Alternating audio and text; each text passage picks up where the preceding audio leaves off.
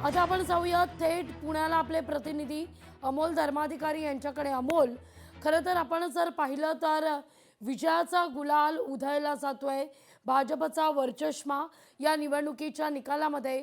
पण सगळ्यात महत्त्वाचं म्हणजे बहुतांश ठिकाणी अजित पवार यांच्या राष्ट्रवादीनं देखील पराभव सहन केलेला आहे, सपाटून मार खाल्लाय।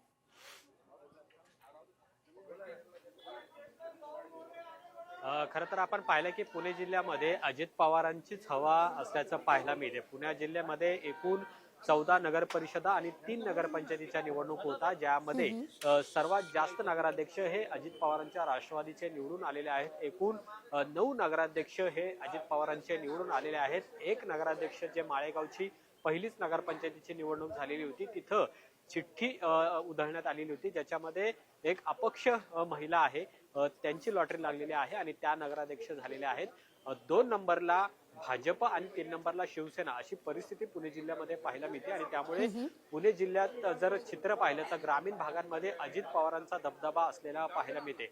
अजित पवार हे पुणे जिल्ह्याचे पालकमंत्री सुद्धा आहेत आणि त्यामुळे ग्रामीण भागामध्ये त्यांचं विशेष लक्ष होतं आणि या संपूर्ण 17 नगर परिषद आणि नगरपंचायतीच्या निवडणुकीमध्ये अजित पवारच क्रमांक 1 ला राहिलेले आहेत। हीच परिस्थिती आपल्याला अनेक भागांमध्ये सुद्धा पाहायला मिळते। पश्चिम महाराष्ट्राचा जर विचार केला तर अनेक ठिकाणी भाजपने सुद्धा अनेक नगराध्यक्ष निवडून आलेले आहेत। राज्यामध्ये सर्वात जास्त नगराध्यक्ष निवडून आणणारा भाजप हा सर्वात मोठा पक्ष ठरलेला आहे। त्या खालोखाल एकनाथ शिंदेची शिवसेना आणि क्रमांक 3 ला अजित पवार आहेत।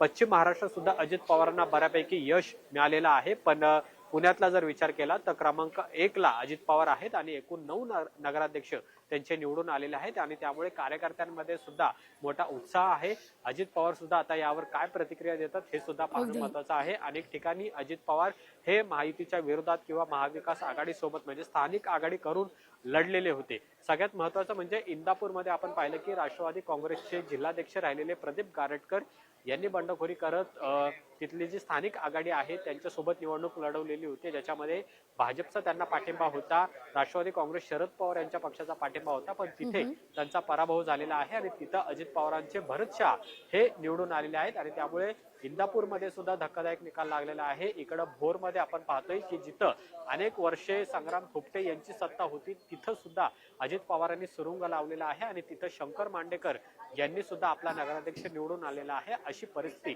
सध्या या पुणे जिल्ह्यामध्ये पाहायला मिळते। अतिशय धक्कादायक निकाल पुणे जिल्ह्यामध्ये लागलेला आहे, ज्याच्यामध्ये अजित पवारांनी त्यांची सत्ता ही काबीज केलेली आहे आणि सर्वाधिक नगराध्यक्ष हे अजित पवार यांच्या पक्षाचे निवडून आलेले आहेत। निश्चित अमोल, धन्यवाद तुम्ही दिलेल्या एकूणच या सविस्तर माहिती करता। लोकशाही मराठी ऐका, पहा, जागरूक रहा।